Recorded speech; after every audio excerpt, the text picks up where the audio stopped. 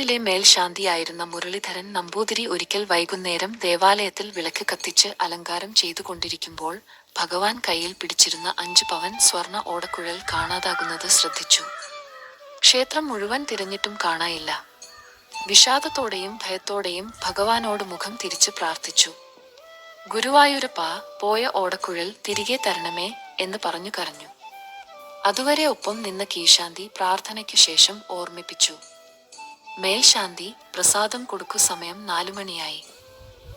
മനസ്സിൽ വിഷമം നിറഞ്ഞ നിലയിൽ പ്രസാദം കൊണ്ടുപോകുമ്പോൾ കൂട്ടത്തിൽ നിന്നൊരു കുട്ടി പറഞ്ഞത് കേട്ടപ്പോൾ മേൽശാന്തി ഞെട്ടി.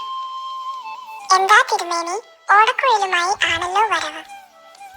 അമ്പരന്ന മേൽശാന്തി നോക്കിയപ്പോൾ വസ്ത്രത്തിന്റെ സൈഡിൽ ഓടക്കുഴൽ കുടുങ്ങി നിൽക്കുന്നത് കണ്ടു. എങ്ങനെ വന്നു എന്ന് മനസ്സിലാകാതെ കണ്ണുകളിൽ ആനന്ദാശ്രുക്കൾ നിറഞ്ഞു കരഞ്ഞുകൊണ്ട് പറഞ്ഞു, എല്ലാവരും ഭഗവാനെ അങ്ങോട്ട് തൊട്ടിട്ടുണ്ട്. എനിക്ക് ഭാഗ്യം, ഭഗവാൻ തന്നെ ഇങ്ങോട്ട് വന്നു തൊട്ടിരിക്കുന്നു. ഭഗവാന്റെ ലീലകളുടെ രഹസ്യം അത്ഭുതത്തോടെ അനുഭവിച്ച മേൽശാന്തി ഭക്തിയോടെ നമസ്കരിച്ചു.